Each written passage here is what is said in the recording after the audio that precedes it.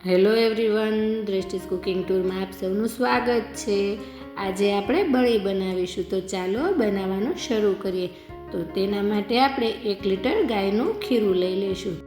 ગાય અથવા તો ભેંસ બચ્ચાને જન્મ આપ્યા બાદ જે પહેલાં અથવા બીજા ટાઈમનું દૂધ હોય ને તેને ખીરું કહેવાય છે। આ ખીરું કેલ્શિયમ અને પ્રોટીનથી ભરપૂર હોય છે। તો હવે 1 લીટર ખીરામાં આપણે 1 કપ જેટલું દૂધ ઉમેરી દઈશું અને સાથે આપણે પોણો કપ દળેલી ખાંડ ઉમેરી દઈશું।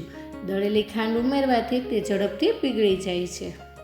હવે સાથે આપણે ફ્લેવર માટે અડધી ચમચી જેટલો એલચી પાવડર ઉમેરી દઈશું અને બધું જ બરાબર મિક્સ કરી દઈએ।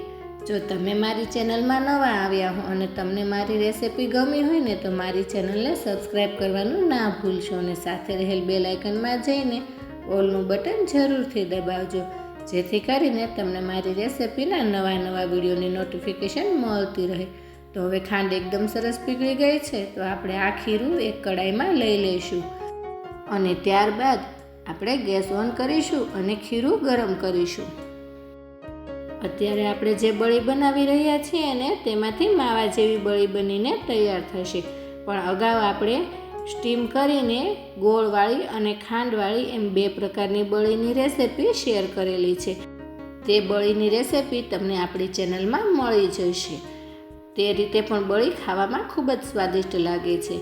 તો હવે ખીરું જેમ જેમ ગરમ થાય છે તેમ પહેલાં કરતાં થોડું ઘટ થઈ ગયું છે અને થોડી જ વારમાં આવી રીતે ખીરું ઘટ થઈ અને દૂધ ફાટવા લાગશે। આ બળી ખાવામાં તો ખૂબ સ્વાદિષ્ટ લાગે છે, પણ સાથે હેલ્ધી રેસિપી છે।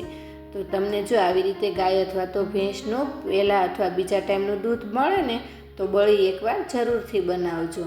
તો હવે દૂધ અને પાણી એકદમ અલગ થઈ ગયું છે, તો હવે આપણે પાણી બળે ને ત્યાં સુધી ગરમ કરીશું।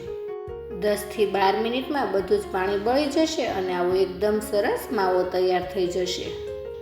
તમે જોઈ શકો છો કે કેટલો સરસ માવો તૈયાર થયો છે અને આવી રીતે સાઈડમાંથી થોડું ઘી પણ છૂટું પડી ગયું છે। તો બસ આ સમયે આપણે ગેસ ઓફ કરી દઈશું અને ત્યારબાદ આ બળીને આપણે એક બાઉલમાં સર્વ કરીશું। આ બળીને તમે ફ્રીજમાં 5 થી 7 દિવસ માટે સાચવી પણ શકો છો। બળીને આપણે બદામ અને પિસ્તાની કતરણથી ગાર્નિશ કરીશું। તો તૈયાર છે ખૂબ જ હેલ્ધી, કેલ્શિયમ અને પ્રોટીનથી ભરપૂર બળી। તો તમે એકવાર આ બળી જરૂરથી બનાવજો અને કોમેન્ટમાં જણાવજો કે તમને આ બળીની રેસિપી કેવી લાગી અને આ સાથે મારી ચેનલને લાઈક, શેર અને સબસ્ક્રાઈબ કરજો। તો આવી જ નવી રેસિપીઓ સાથે આપણે ફરી મળતા રહીશું દ્રષ્ટિસ કુકિંગ ટૂરમાં।